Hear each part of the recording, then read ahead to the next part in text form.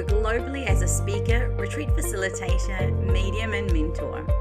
My mission is to awaken and realign you back to your magnificence, your power, and infinite potential. As the founder of the Rise with Love philosophy, I'm honored to share wisdom that will create the expansion of joy, abundance, love, and freedom to flow into your life.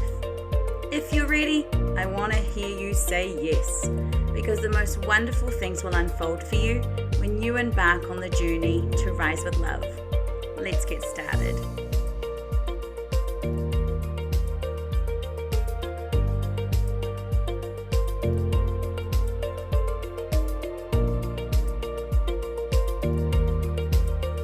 Hello and welcome to a new episode. As you rise with love, you'll find ways to connect body, mind, and soul to heal and be empowered to live your best life. I'm so excited to introduce you to my special guest today, Tesmer from Trilogy, a holistic mental and emotional coaching program. Her mission is to assist women to find more understanding and empowerment with their relationship with their mind, emotions, body, and actions. I'm so looking forward to co-creating together, Lauren. So a huge welcome. Thank you so much, Melissa, for having me. I'm so excited to be here. Lauren, I really love your energy and your message and kind of everything you stand for. And so for me, this is a really important conversation. I feel there are so many things that when it comes to our mental health and our emotional well-being and all of that kind of stuff that we're going to dig into a little bit deeper, a lot of it is taboo and it's shameful and all of those things. So this conversation is going to be so empowering and hopefully help you, if for those of you that are tuning in, to feel loved and to feel accepted and to know some ways in which you can start loving yourself no matter what you're kind of going through on this journey. So I just want to commend you, Lauren, for doing this work, for stepping into who you truly are and really shining the positive light that is so needed on this kind of stuff. So thank you so much for doing what you do, and I can't wait to dig in a little bit deeper. So I'd love for you to share how you got started on creating Trilogy. Okay, yeah, it's a funny story, one of those you don't expect what life is going to bring you, but it brings you exactly what you're supposed to have and what you need, even if you're not aware of that at the moment. I was on track to become a licensed therapist, had just graduated my master's program, 9 months pregnant, was going to take my board exam, had a job lined up, was going to go start my career right after maternity leave. Turns out funding fell through for that position. And I was forced into this space of, do I sacrifice what means the most to me, which is being a mom, what I see so much value and reward in, or do I, sacrifice that to go chase a career that I also find so much passion and purpose in? And I kept searching, and it didn't seem like there was a possibility out there. And I'm one that if it doesn't exist, are you willing to create it? So that's where I came up with this mental and emotional health coaching, similar to therapy, but it's a collaboration of, therapy and counseling concepts, but also life coaching concepts, and really driving action behind what we discover and what we learn. So it's a beautiful process that I think was just a gift made for me to create. I do feel like it's what I'm supposed to do. And I feel that every day as I practice and continue developing what Trilogy is, the holistic, the mind, the body, the soul, and just teaching women, empowering them to really explore how those things can work together, and to heal your relationship with how you interact with each part of yourself. So I didn't think this is where it would end up, but I'm so grateful and so happy that I get to do this every day. And it's even better than I could have ever imagined for myself. So amazing, isn't it? Like when you have a plan and then the plan kind of falls flat and you're left to go, well, what do I do now? Because I remember many moons ago. I was a primary school teacher and I got pregnant with my second child, so my son. And at the time, I was on a fixed term contract, which means I didn't have a job to go back to. And I Mhm. was like, well, what am I going to do? And so I started doing readings because everyone kept telling me that's what I should do. So I was like, oh, okay, I'll start doing readings then at my dining room table back in the day. And it was incredible because what I thought was going to be a hobby, I thought I was just going to have one client, a week and I'd be so happy, turned into I can actually not have to worry because I was, 3 weeks after having my son, I was back at work because the demand was just so huge. And I never thought that I would go into anything like this, and I think sometimes we have to get out of our own way, or the universe is going to make us get out of our own way before, whether we want to or not. And it does end up aligning us with our purpose and our soul's mission and all of that kind of stuff, even if we didn't realize that's what we were going to do. So I love your story of how you were just like, I kept looking and nothing was coming up. And so I had to create something, right? Yeah. And so I want to know what's been some of the most, benefits or challenges that you've had to overcome being an entrepreneur, because that wasn't necessarily the plan. So, Right. shed some light on that for us.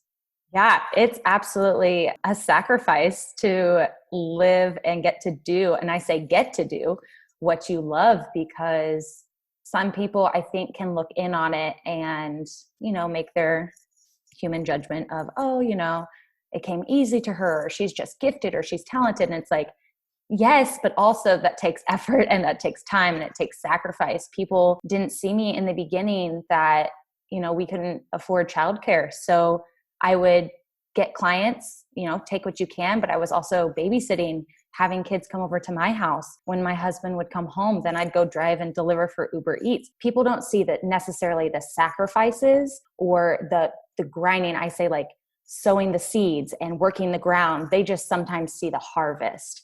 So don't be so quick to see someone's harvest and forget the work that is required to get there. And I think for myself, who had never been an entrepreneur before, it really was this cool process of self-development and my own self-healing, because you do realize the only thing stopping you is your own limiting beliefs and maybe how you see the world, whether that's time, money, yourself, your abilities, your giftings, your creativity. You really have to stretch yourself because your job depends on it. And I had never been in that position before. You just show up, do your job, you get paid. So it was this really overwhelming and rewarding roller coaster because, the highs were so great and you're like, yes, I was meant to do this. But then 2 days later, you're like, oh, am I supposed to be doing this? What am I doing? What am I thinking? What have I gotten myself into? And that's totally normal. Is what I've also come to, experience and know from other entrepreneurs is that's part of what's so rewarding about it. It isn't just make your own schedule and go on vacation whenever you want. Like, nope. It is so much nitty gritty and stepping outside of your comfort zone whenever you get the opportunity and failing your way to where you want to get. And that, I think, just the inner work that I've had to do and have wanted to do, because that's your only limitation. You say, get out of your own way. We ask God, move mountains, but what if you're the mountain? What if you're what needs to move out of the way? And so I just have this unique and different perspective on myself, others, work, relationships. And I'm like, oh, even if for some reason, if something changes tomorrow, and I couldn't do what I do, I am so grateful for the journey that I would do it all over again. Feel like you're in my head because that's how I felt. It's like I didn't go to an entrepreneur school to learn how to be an entrepreneur. I've been doing this for nearly a decade, and I really just say I fluked my way into everything. It's like as a primary school teacher. That's what I knew. Mhm. And, having your own business, people just see the good. They really don't realize it's called the iceberg analogy or something. I've seen Yes. it picture where it's like people just see the top of the iceberg, but they don't see the sacrifices, the sleepless nights, the you going, I remember where I couldn't necessarily put food on the table, and I'm like, I'm supposed to hold this image of being really successful. And, it's like people want to try and mimic the amount of success that maybe someone has. And it's like, entrepreneurship is the most incredible personal journey, Mhm. but it also comes with, so many, you know, I call them lessons rather than Yes. challenges, but it's like, oh my gosh, stuff that I've had to go through that I thought I would never have to go through in my life. But like you, I do it all over again. Even though some days I just go, I wish I had a normal job. Uh, my 9 to 5, and then that only lasts a few minutes or something. So I'm so proud of you for, stepping into the unknown, because the unknown is where all the infinite possibilities happen. It's not in what we know. There's no growth in that. So you are such a testament to, if it's in your heart, there's no option showing up for you, that it's potentially time for you to go and create something that either is your own or has been inspired by someone else, that you can bring it in your way. So I really truly commend you for finding yourself in your entrepreneurship journey. So what do you think are some of the biggest struggle women are facing these days when it comes to their mental health?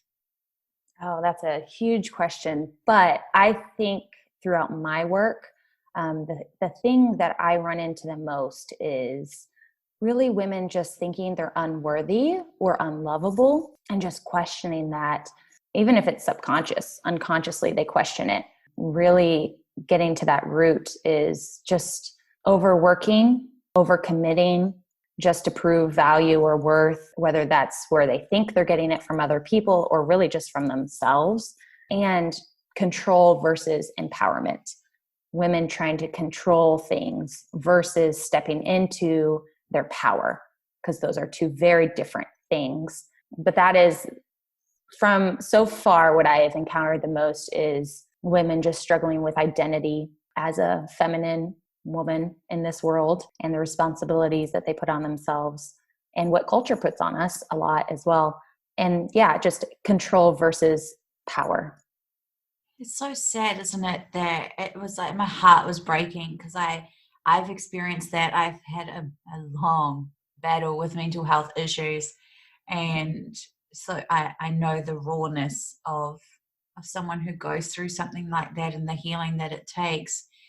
And when you were talking about, women aren't feeling worthy, I just want to cry. I just want to, it's like, why has the stigma been put on anybody, not just women? I'm sure men also feel unworthy.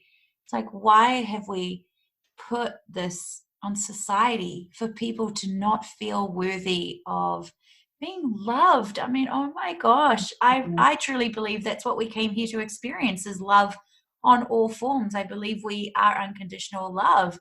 And so that is, to me, source energy into which we come from. So it's like denying ourselves of who we truly are from it. Just, it's Mhm. heartbreaking, don't you think? Absolutely. Cutting yourself off from your own life source ultimately is what's happening. Yeah, it definitely, it breaks my heart. And then I also have so much hope, because I know there is hope. There is a way, there are things that you can do to transform that limiting belief, something that you've overlearned throughout conditioning and just not protecting the diet that you give your brain and your mind, and not knowing exactly how to do that. So one of the things that I really, love about you, and why I was so drawn to having this conversation, is that you're really passionate about helping the whole person. What Yes. parts of a person do you usually get missed or neglected? And why do you think that is? What's the missing piece really that we're, Yeah. forgetting? I love that you asked that question because I think it's so important for people to see what's below the noise, what's below, not just focusing on problem and symptom management, but looking at the core and the root. And I think honestly, what gets neglected the most is the soul, and I think that comes from being taught that we can't trust it, that we don't know if we can trust it or if we should trust it, or whose voice is this really inside of my head? Is this, my parents' voice? Is this culture's voice? Just reconnecting to who we are as people and as an individual, and just stepping more into that authentic higher self, just your true essence of who you are as a human. Once you can grasp that and heal that relationship, everything else is kind of a trickle effect. So that's why it's like, women can spend years on the diet cycle and spend hours in the gym and weigh every ounce of food they eat and lose the weight for a moment of time. But there's only so much manipulation you can do on the outside because it's all built on your inner world, the soul, like who you truly believe you are. And a common thing that I say is doing it from love, not for love. And I think if you can correct that on the deepest essence of who you are as a person, your relationship with your mind will start to change. Your relationship with your body will start to change, and your relationship with other people, and just how we interact and experience life and relationships. But if you don't get down to that core and learn to trust yourself again and heal that, probably what has started from your childhood, the inner child and what we've been taught. Anytime someone denies your reality as a child, that's teaching you not to trust yourself. And I think that's so innocent. We don't know what's going on. Our parents don't necessarily know that's going on, and it's no one's fault, and there's no shame or guilt there.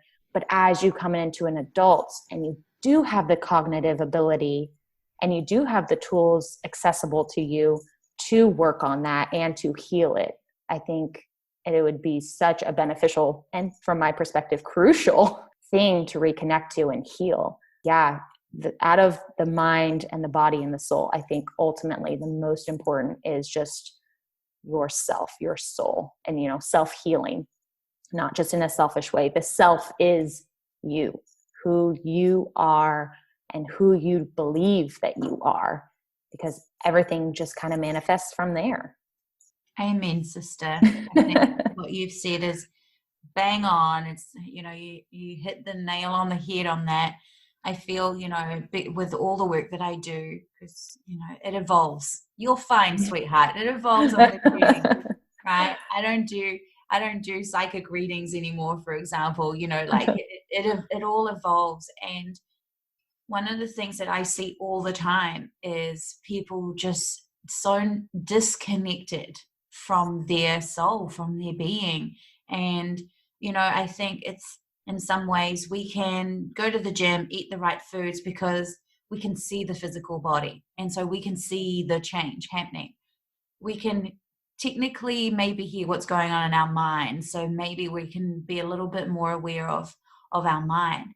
But our being, our soul, that's invisible. That's not necessarily something that I don't even know how to explain. You Really, can't cover up. but it's like, Yeah. so, it is probably the part that gets missed out the most because it's not necessarily part of the tangibleness of the physical world.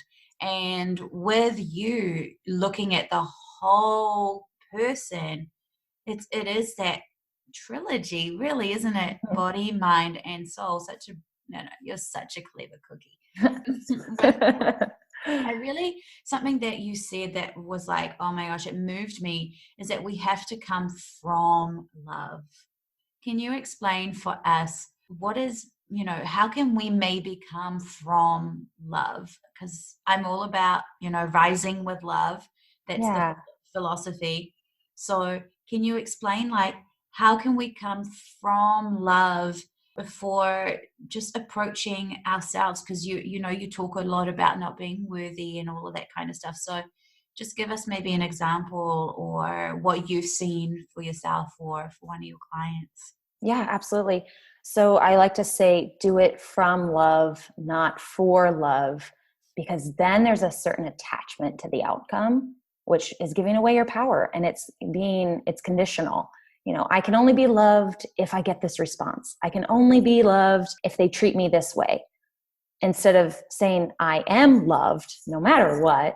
And that opens up a healthier relationship and, connection to what you do and how you interact with other people. I'll use a personal example, and it's even with clients. If I did this in some way from a lack in myself or insecurity, that's codependence. That is not good therapy. That is not good coaching, because then I would need my clients to be a certain way or say a certain thing for me to feel validated as a person.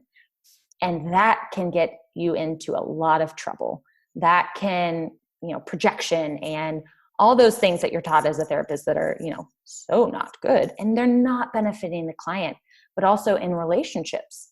I have learned with my own marriage I use an acronym, LOVE, let others voluntarily evolve.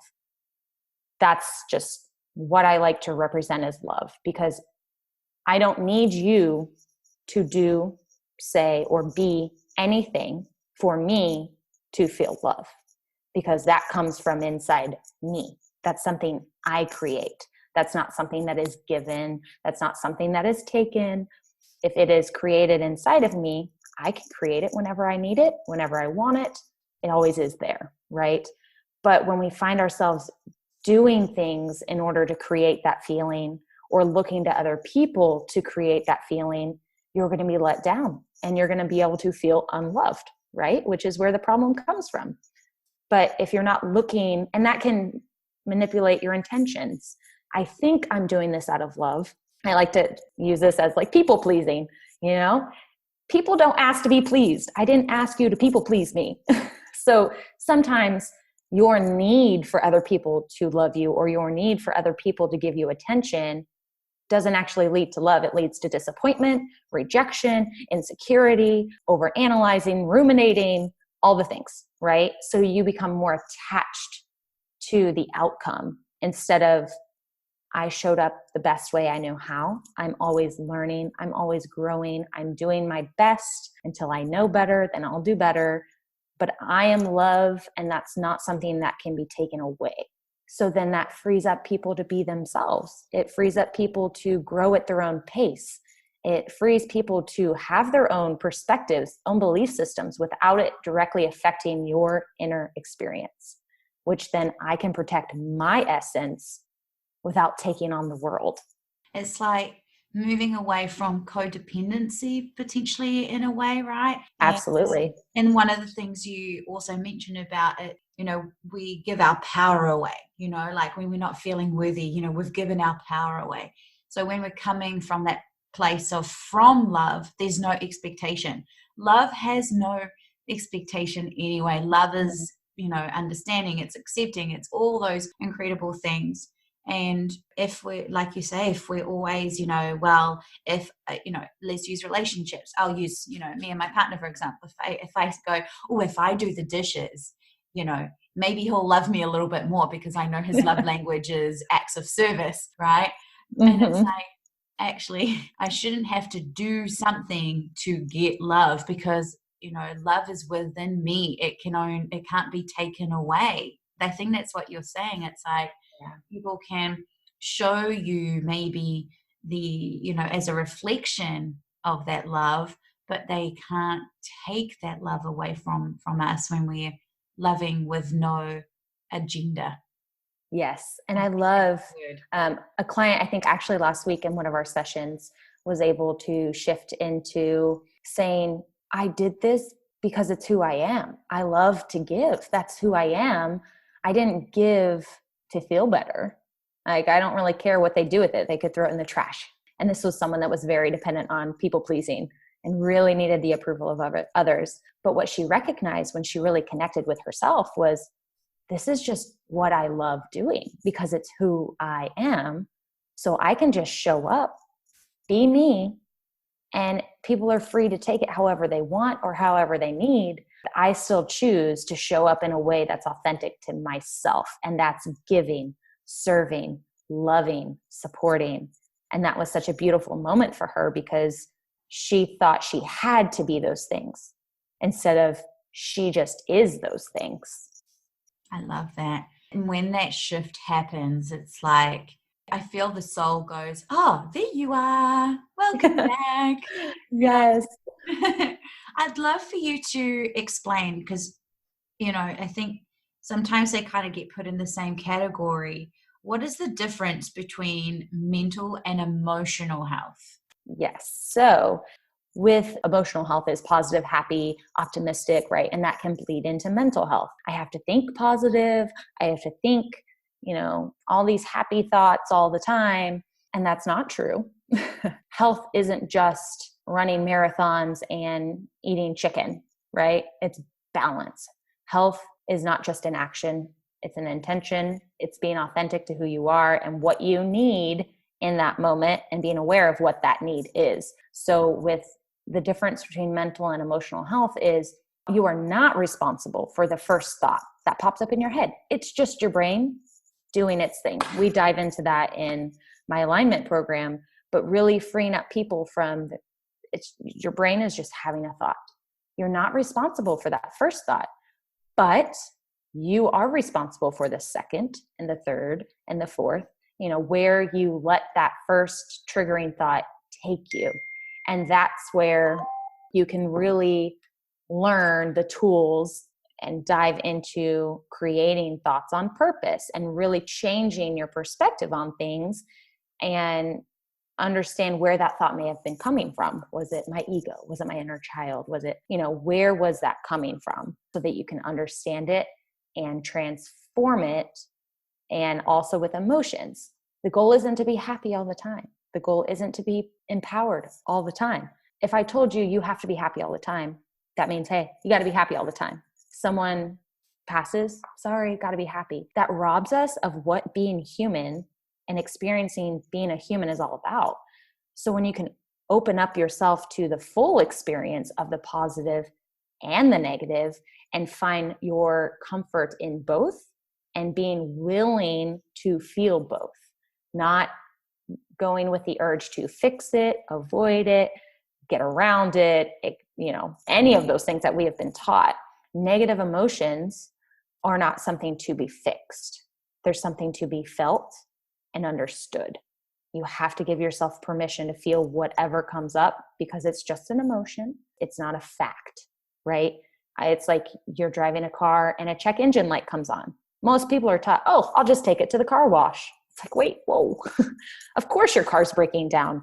You need to pop the hood and see what's going on here. How can I understand this emotional response? And all of our emotions really do come from our thoughts, the way we think. I like to say that your emotion is your body's way of physically experiencing your thoughts. So that emotion is just coming from a thought. And you can use your brain for the incredible tool it is to go back and see maybe where your thoughts spiraled the wrong way, or maybe where you overindulged with a narrative too much, or maybe you're recreating the past or your past traumas, and learning to retrain your brain to serve you in a way that is actually serving your life, because you do have that ability and you do have that tool available to you at any time that you need it. People have just let go of that autopilot. Just whatever comes up is what it is. And that's my reality. And that's who I am. That's just what I do. Instead of thinking of it more as like a program that just needs an update. Like some software. It's time to update, your Yes. software. And Yes. it's like, it's like sometimes we've got to let go of old thinking. It's like try and plug in a telephone into the wall now, like back in the day. I don't know if you're old enough. Yes. When I was growing up, a telephone was on the wall and it had a line. So, you couldn't just walk around, with your phone. You had to be there at the wall and Yes. parents could listen to your conversation type thing. So it's like, well, you probably couldn't plug a phone into the wall now. That's old software, that's old technology. But hey, we still want to hold on to that phone and try and plug it into the wall because, that's a thought we've occupied and that's how it was done. So, if I can use it as a metaphor in a sense, as that's what we do. And we've got to let go of those old thinking or who we were in the past because, hey, we've grown or we've experienced things that have, allowed us to evolve. And I really feel, people who may be struggling with this, I highly recommend that they do, some of your programs, and whenever the next one is, as the point to where they hear this podcast, it's like, reach out to Lauren and go and see what programs she's offering to help you with this shift. It is amazing to have someone hold space and support you and teach you the tools. Because one of the things that you also talk about is that we need to take action. And I see this all the time as being the part that people just are like, I don't want to do this part, So why do we have to take the action? Yes, I love that you bring this up because it is so essential. People think this is a very common, just primitive brain thought.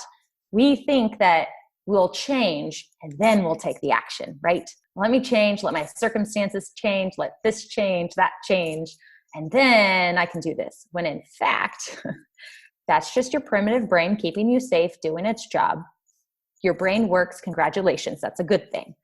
But you now get to see, oh, wait, action will always bring about more change. It's the action part. You can read all the books, you can do all the meditations, you can do all the affirmations, but if you don't take action in actively believing them and choosing like you believe them and take action different than what you've always been doing, has anything really changed? You want change. There's a difference between wanting and doing. A lot of people want to work from home and have their own business, but are they willing to do it? And we don't like that. Our brain doesn't like to be uncomfortable. Our brain doesn't like to put forth effort. It likes to be efficient, effective, and predictable. You throw it outside of its cave and it's going to tell you, nope, go back, abort this mission. Like, this is not good. We are not safe here. And that's why it's your job to coach your brain and coach yourself in a way that's, no, this action is required to get us where we want to go. How you think and feel about that action isn't always true. It is that brain. I refer it to as the inner toddler throwing a fit. It's like, no, I don't want to eat vegetables for dinner. How dare you? You're ruining my life. Like, that is in essence how our brain is going to respond to us taking uncomfortable action. It's telling you not to, but not because it's going to hurt you, because it's scary, it's new, it's vulnerable. But in fact, that's what is required to get where you actually want to go. So if you're avoiding the action, you're really just saying, I am taking action, but it's going to be the actions I'm comfortable with, which are going to be the actions that are going to continue to give me the results I've always gotten.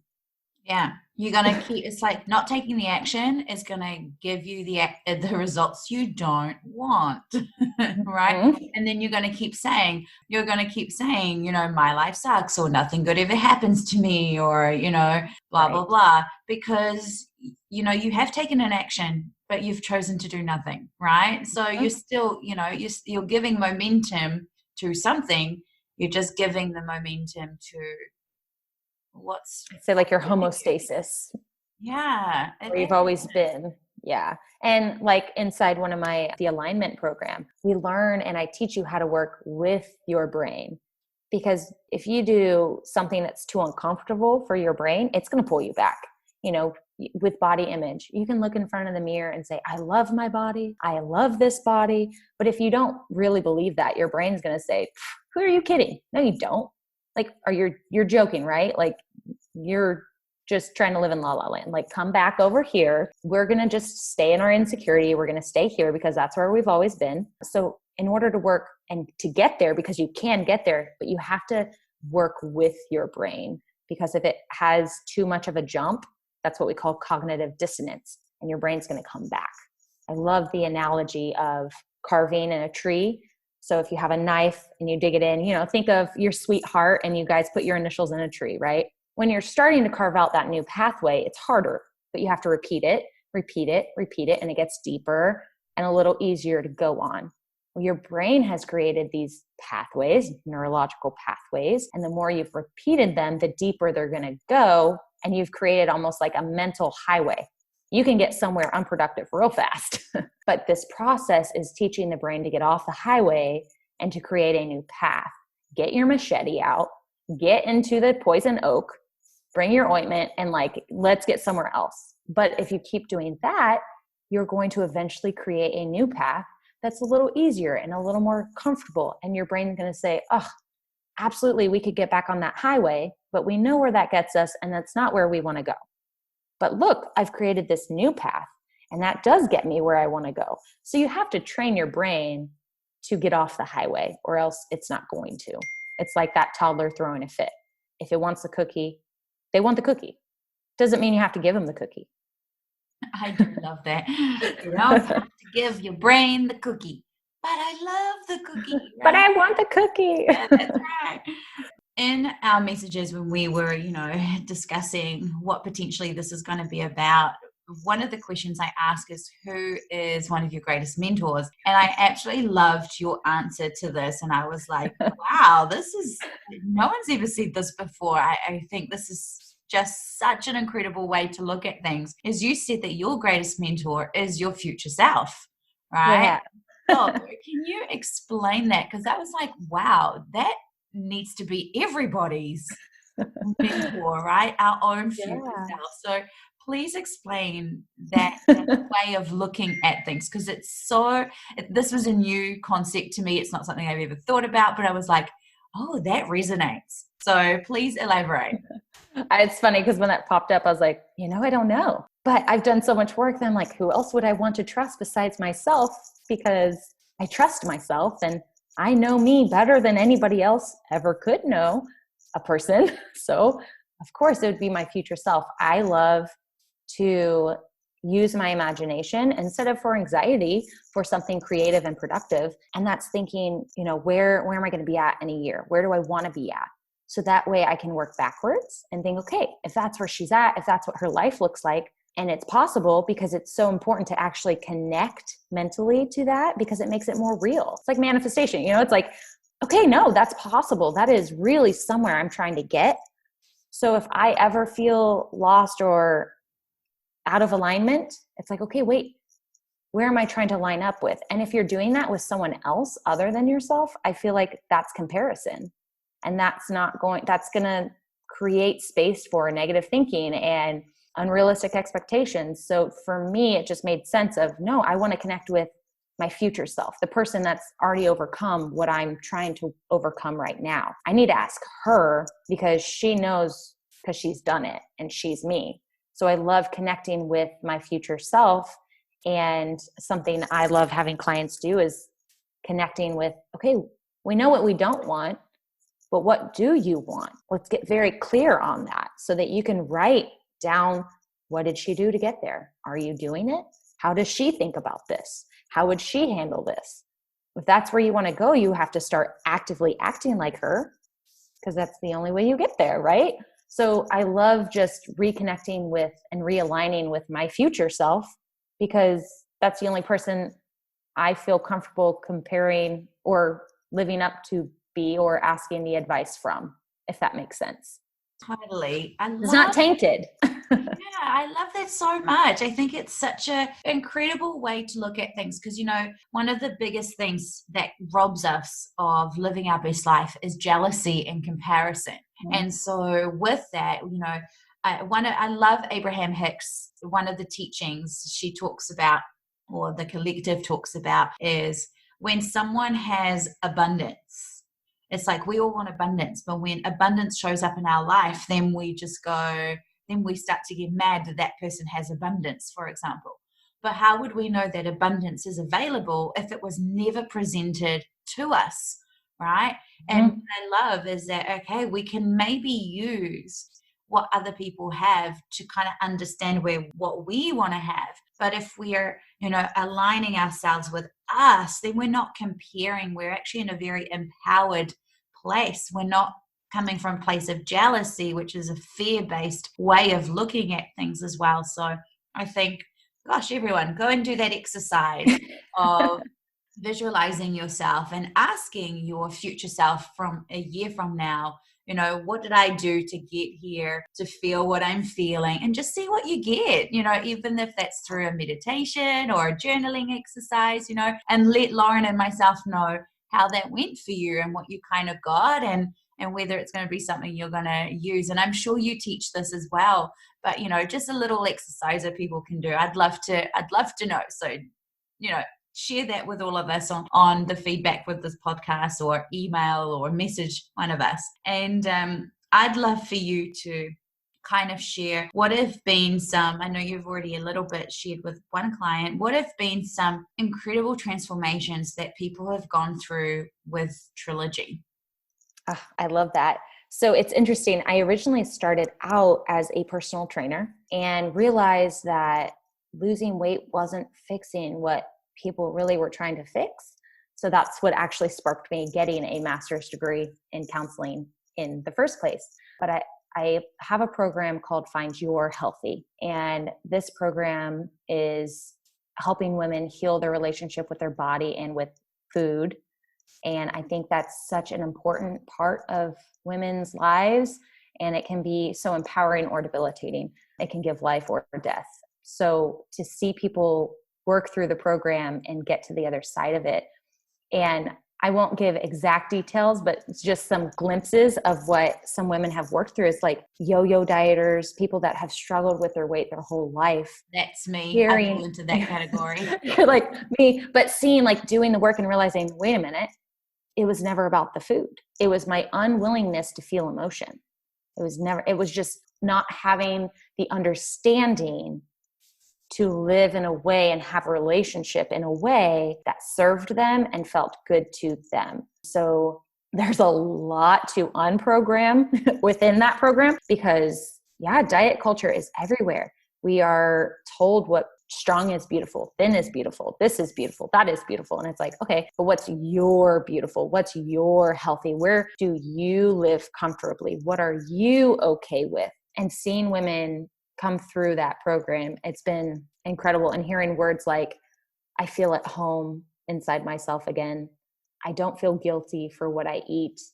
Eating healthy was actually, I love this. A recent client just had this breakthrough of, I can trust myself around food again. It's not something that I can't have or shouldn't have or can't have in the house. She's like, no, it can be here and I can have it.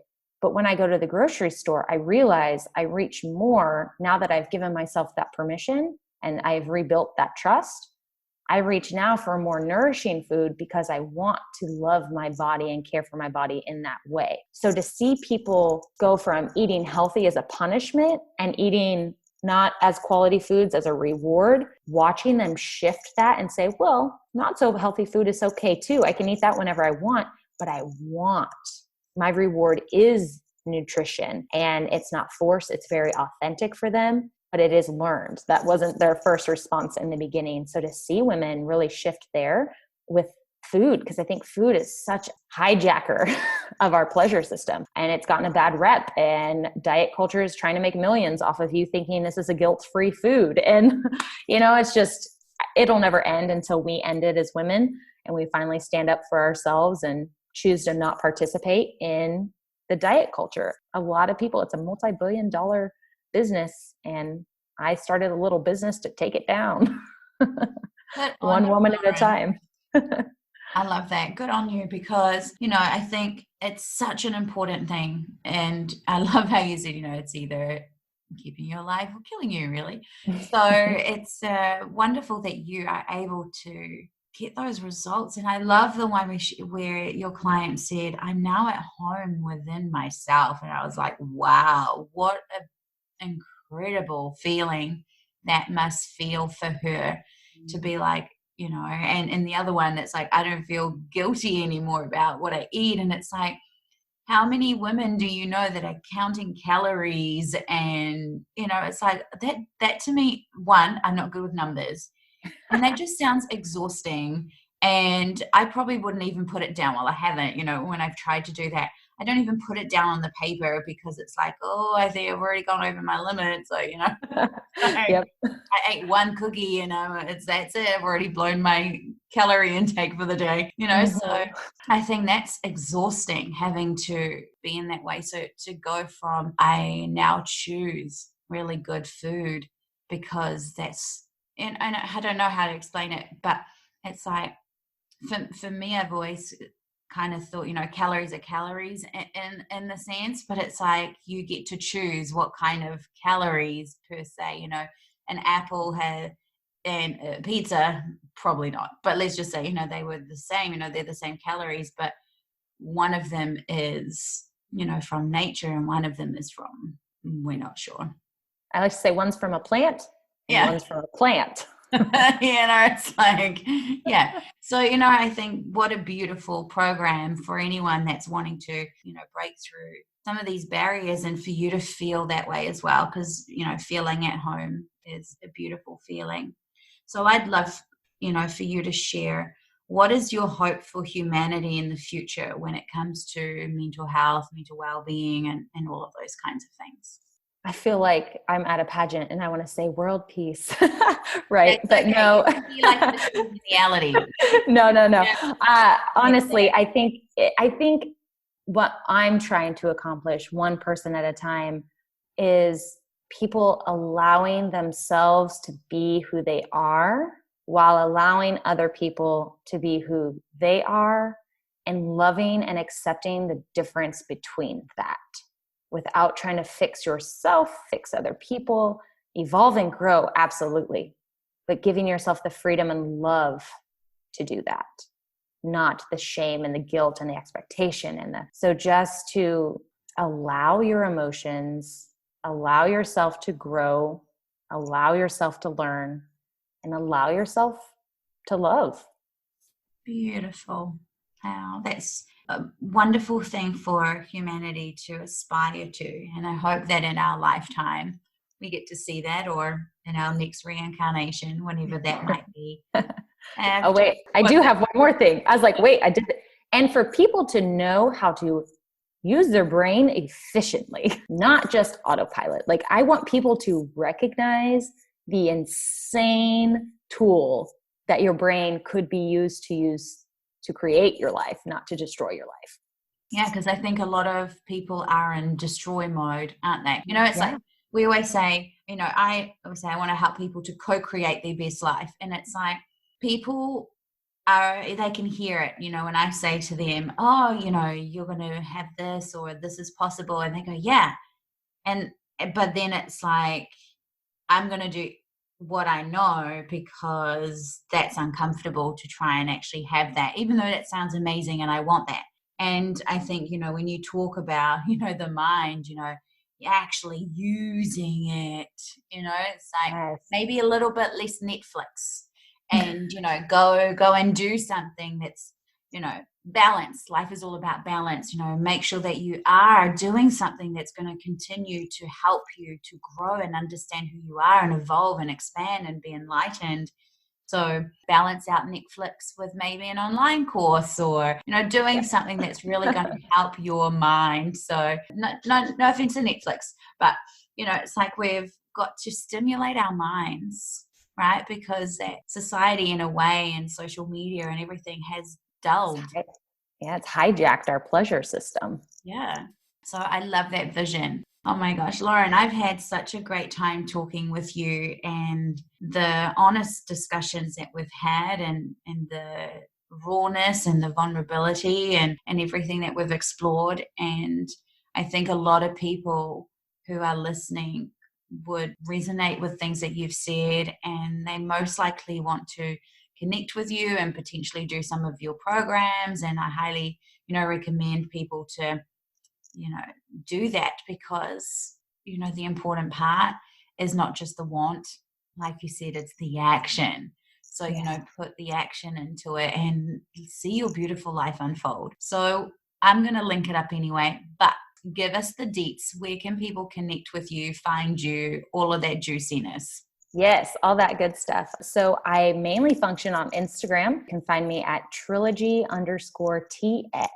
And then I have a website that you can also visit that has details of my programs, how to reach out to me, how to apply. And that is trilogywellnesstx.com. The Find Your Healthy or one-on-one. If I have availability, apply. And if not, we'll get you on the wait list and get you started as soon as possible, because I like to say there's room for everyone, and trusting the timing of that.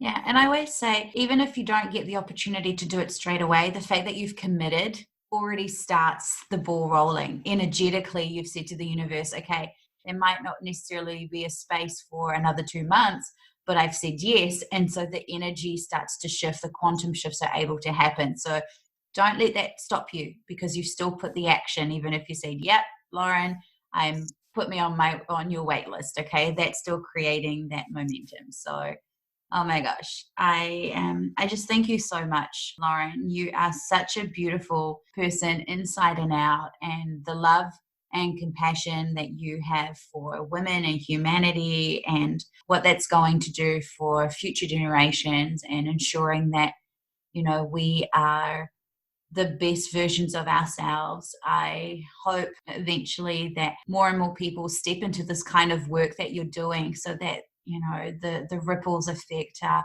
so far and wide.